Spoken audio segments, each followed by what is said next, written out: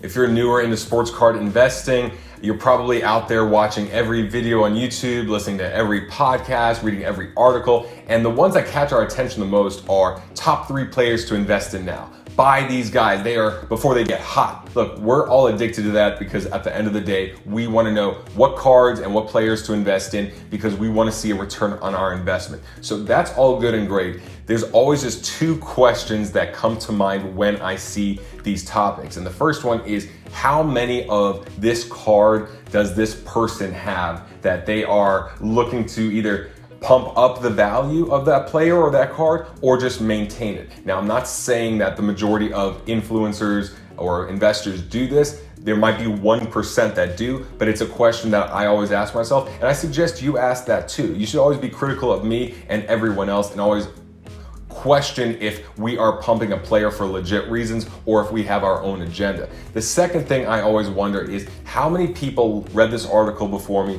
listened to this podcast before me, watched this YouTube episode before me, and took action on this suggestion, and then now the values have pumped up just from that versus organic market growth. And you know, as we see more and more influencers and people gain bigger and bigger followings on YouTube and more podcast episodes being downloaded, that's going to become a real thing. You know, if 100,000 people are watching this episode right now and I go, you know, everyone needs to invest in Paul Pierce rookie cards, this is why, and his prices go up, then that's going to really shift the market. That's going to influence it. It's not manipulation, because if I don't have that intent, then it's just, for me, influence. However, I can't come back next week and say, guys, I was right. The Paul Pierce rookie cards have shot up in value. They are through the roof. I told you. I can't say that because I'm the one that told you to do it, and then you just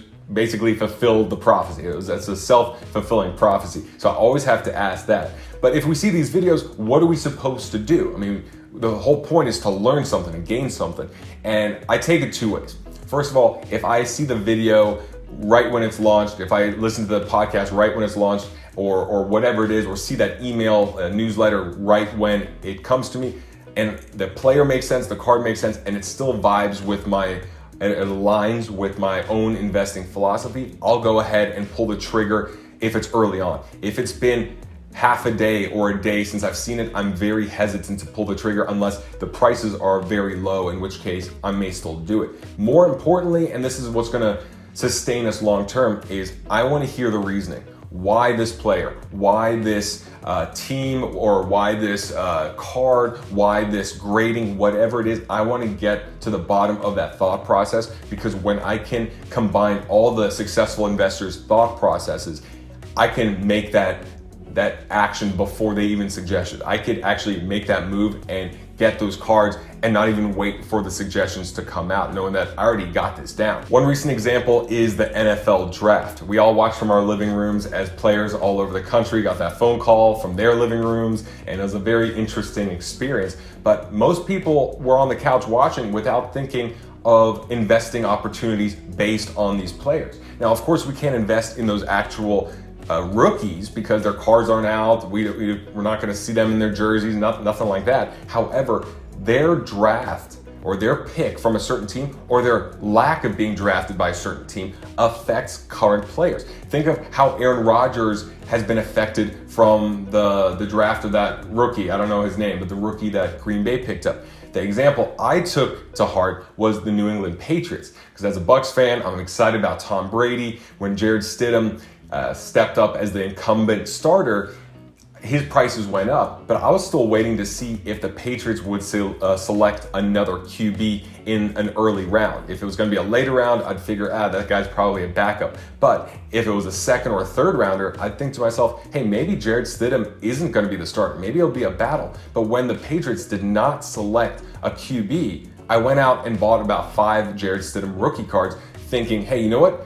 If Bill Belichick has faith in Jared Stidham enough to not draft another QB, then I will have enough faith to buy a couple of his low-end cards and either hold on to or flip. But that comes down to analyzing. That comes down to thinking like an investor rather than looking on surface level. Now, a couple days later, Jeff from Sports Card Investor. Shout out to Jeff because he does a great job. He's really leading the way for a lot of us investors and giving us that insight. He came out with his own YouTube video on the NFL draft, and he mentioned Jarrett Stidham being one of the biggest winners of the draft. And I was happy to see that because it just validated my thinking. I did not need that actual pick. I did not need that to come from him.